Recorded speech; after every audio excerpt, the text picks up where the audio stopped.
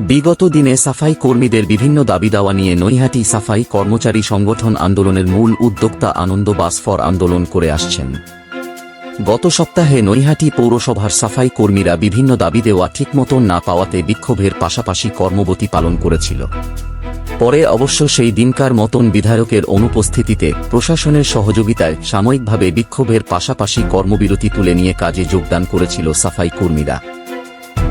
ফের বুধবার নৈহাটির বিধায়ক সুমিত্র চট্টোপাধ্যায় সাফাই কর্মীদের নিয়ে তাদের দাবি দাওয়া নিয়ে বৈঠকে বসেন।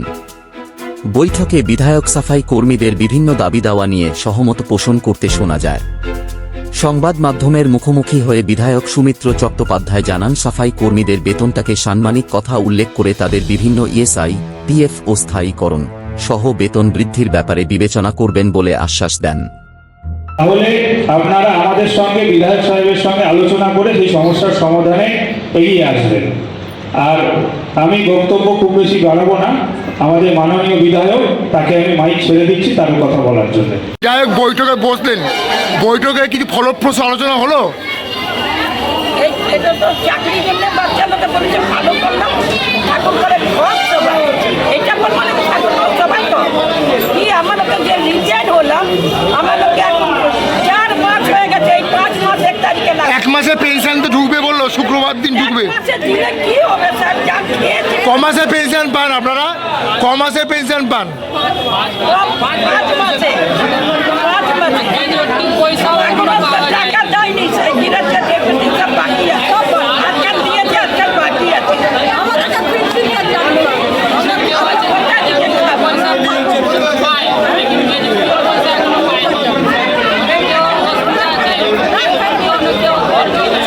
যারা ডাইনামিক কেস আছে তাদের অনেক অভিযোগ আছে, আপনার সেই অভিযোগগুলো মনে রাখতে অনেকগুলো দাবি আছে, তারা অনেকগুলো করার চেষ্টা করেছে।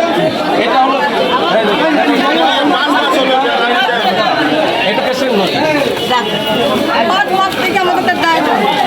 ক মাস পেনশন পান আপনারা? এখনো ক মাসের পেনশন পান?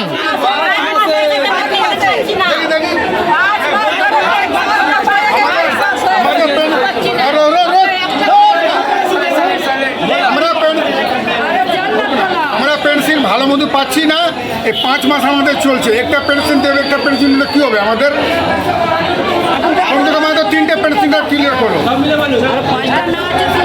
একটা দিলে কী হবে? 3টে আমাদের আপনাদের বড় হলো 1 মাসের পেনশন দেবে শুক্রবারে, কী হবে? পেনশন আছে, এটা রিটায়ারমেন্ট পেনশন, এটা ফ্যামিলি পেনশন, দুই রকম পেনশন আছে।